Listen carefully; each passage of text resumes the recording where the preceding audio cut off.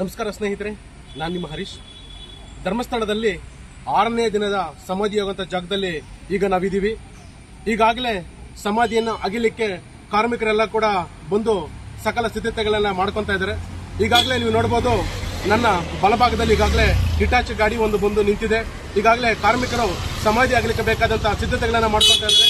ಸಮಾಧಿ ಅಗಿಲಿಕ್ಕೆ ಅಡ್ಡಿ ಇರುವಂತಹ ಎಲ್ಲಾ ಗಿಡಗಳನ್ನ ತೆರವುಗೊಳಿಸುವಂತ ಕಾರ್ಯ ಕೂಡ ಆಗ್ತಾ ಇದೆ. ಈಗಾಗಲೇ ತುಂಬಾ ಪೊಲೀಸ್ ಬಂದೋಬಸ್ತ್ ಕೂಡ ಈಗಾಗಲೇ ವ್ಯವಸ್ಥೆ ಮಾಡಿದ್ದು, ಸುಮಾರು 100ಕ್ಕೂ ಹೆಚ್ಚು ಮಾಧ್ಯಮದವರು ಕೂಡ ಈಗಾಗಲೇ ಬಂದು ಕಾಯ್ತಾ ಇದ್ದಾರೆ. ಇನ್ನೇನು ಕೆಲವೇ ನಿಮಿಷಗಳಲ್ಲಿ ಭೀಮಾ ಇಲ್ಲಿಗೆ SIT ತಂಡದೊಂದಿಗೆ ಬರ್ತಾ ಇದ್ದು, ಅವರು ಬಂದ ತಕ್ಷಣ ಈ ಸಮಾಧಿ ಆಗುವ ಕೆಲಸ ಪ್ರಾರಂಭ ಆಗ್ತಾ ಇದೆ. ಧರ್ಮಸ್ಥಳದಲ್ಲಿ ದಿನದಿಂದ ದಿನಕ್ಕೆ ಉತ್ಕಂಠತೆ ಹೆಚ್ಚಾಗ್ತಾ ಹೋಗ್ತಾ ಇದೆ. ಯಾಕೆಂತಂದ್ರೆ ಈಗ ನಿನ್ನೆ ತಾನೇ ನಾವು ನೋಡಿದ್ವಿ, ಜಯಂತ್ ಟಿ ಅನ್ನೋಂಥವ್ರೊಬ್ರು ಹೇಳಿಕೆಯನ್ನ ಕೊಟ್ಟಿದ್ದಾರೆ. ಇವತ್ತು 10 ಗಂಟೆಗೆ SIT ತಂಡದ ಜೊತೆ ಅವರಿಗೆ ಒಂದು ದೂರನ್ನ ಕೊಡ್ತಾ ಇದ್ದಾರೆ. ಏನಂತಂದ್ರೆ 15 ವರ್ಷಗಳ ಹಿಂದೆ ಅವರೊಂದು ಹೆಣ್ಣು ಮಗಳ ಸಾವನ್ನ ಕಂಡರೆ ನೋಡಿದ್ರು. ಜೊತೆಗೆ ಆ ಮಗುವನ್ನ ಎಲ್ಲಿ ಸಮಾಧಿ ಮಾಡಿದ್ರು ಕೂಡ ನನಗೆ ಗೊತ್ತಿದೆ. ಇಷ್ಟು ವರ್ಷಗಳಿಂದ SIT ತಂಡದಲ್ಲಿ ಪೊಲೀಸರಲ್ಲಿ ನಿಷ್ಠಾವಂತರಿರಲಿಲ್ಲ, ಹಾಗಾಗಿ ನಾನು ದೂರು ಕೊಡ್ಲಿಲ್ಲ. ಈಗ SIT ತಂಡವನ್ನ ನೋಡ್ತಾ ಇದ್ರೆ ನನಗೊಂದು ನಂಬಿಕೆ ಬರ್ತಾ ಇದೆ. ಆ ನಂಬಿಕೆಯಿಂದ ಇವತ್ತು SIT ತಂಡವನ್ನ ನಾನು ಭೇಟಿಯಾಗಿ ನಾನು ದೂರನ್ನ ಕೊಡ್ತೀನಿ ಅಂತ ಹೇಳಿ 2 ದಿನಗಳ ಹಿಂದೆ ಅವರು ಮಾಧ್ಯಮ ಜೊತೆ ಹೇಳಿಕೆಯನ್ನ ಕೊಟ್ಟಿದ್ರು. ಈಗ ಅವರು ದೂರು ಕೊಟ್ಟ ನಂತರ ಅಲ್ಲಿಗೆ ಇಲ್ಲಿ ಸಾಕ್ಷಿದಾರರು ಇಬ್ಬರು ಆಗ್ತಾರೆ. ಮೊದಲನೇ ಸಾಕ್ಷಿದಾರ ಭೀಮಾ, ಎರಡನೇ ಸಾಕ್ಷಿದಾರನಾಗಿ ಜಯಂತ್ ಅವರು ಆಗ್ತಾ ಇದ್ದಾರೆ. ಈ ಜಯಂತ್ ಅವರು ಈ ಹಿಂದೆ ಸೌಜನ್ಯ ಪರ ಹೋರಾಟ ಮಾಡಿದಂತವರು. ಜೊತೆಗೆ ಈಗ 86ರಲ್ಲಿ ಯಾರು ತೀರ್ಕೊಂಡಿದ್ರು ಪದ್ಮಲತಾ ಅವರ ಸಂಬಂಧಿಕರು ಅಂತ ಹೇಳಿ ಕೂಡ ನಮಗೆ ತಿಳಿದು ಬಂದಿದೆ.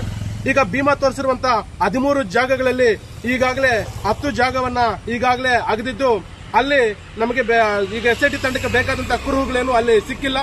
ಆದರೆ SIT ತಂಡಕ್ಕೆ ಭೀಮಾ ನಿಮ್ಗೆ ಏನಾದರೂ ಕುರುಹುಗಳು ತಡೆ ಬುರುಡೆ ಬೇಗ ಸಿಗಬೇಕು ಅಂತಂದ್ರೆ ನಾನು ಹೇಳಿದ ಜಾಗದಲ್ಲಿ ನೀವು ಅಗಿರಿ ಅಂತ ಹೇಳಿ ಏನು ಮತ್ತೆ ಮತ್ತೆ ಹೇಳ್ತಾ ಇದ್ರು.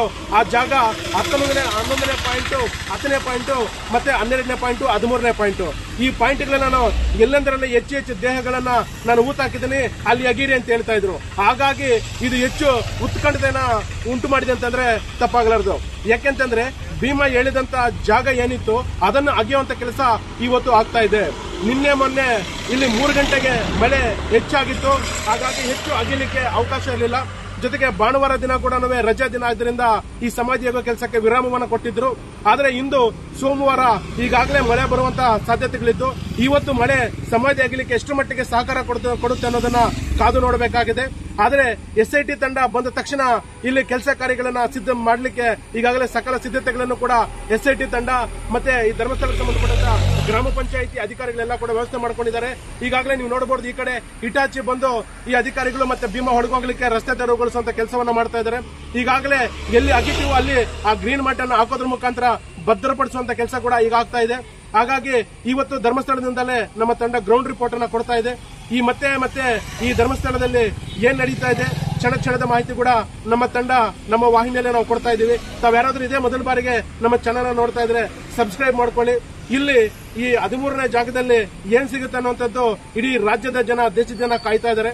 ಯಾಕೆಂತಂದ್ರೆ ಅವರು ಎಲ್ಲಿ ಏನ್ ಸಿಗುತ್ತೋ ಗೊತ್ತಿಲ್ಲ, ಆದ್ರೆ 13ನೇ ಜಾಗದಲ್ಲಂತೂ ನಾನು ಹೆಚ್ಚು ಹಾಕಿದ್ದೀನಿ, ಅಲ್ಲಿ ಹೆಚ್ಚು ಸಿಗುತ್ತೆ ಅನ್ನೋ ಮಾತನ್ನ ಮತ್ತೆ ಹೇಳ್ತಾ ಇದ್ರು. ಹಾಗಾಗಿ ಇವತ್ತು 13ನೇ ಪಾಯಿಂಟ್ ಅಗಿಯುವ ತರ ಇಲ್ವ ಅನ್ನೋದು ಕಾದು ನೋಡಬೇಕಾಗಿದೆ. ಮಳೆ ಏನಾದ್ರು ಬಂದಿಲ್ಲ ಅಂತಂದ್ರೆ ಇವತ್ತು 11, 12, 13 ಪಾಯಿಂಟ್ಗಳಲ್ಲಿ ಇವತ್ತು ಅಗಿತಾರೆ. ಅಲ್ಲಿ ಏನ್ ಸಿಗುತ್ತೆ, ಅಲ್ಲಿ ಏನು SIT ತಂಡಕ್ಕೆ ಅಲ್ಲಿ ಏನಾದ್ರು ತಲೆ ಬುರುಡೆಗಳಾಗಿರ್ಬೋದು, ಇಲ್ಲ ಯಾವ್ದೋ ಮೂಲೆಗಳಾದ್ರೂ ಪ್ರಮುಖ ಸಾಕ್ಷಿಗಳೇನಾದ್ರೂ ಸಿಗುತ್ತಾ ಅನ್ನುವಂಥದ್ದು.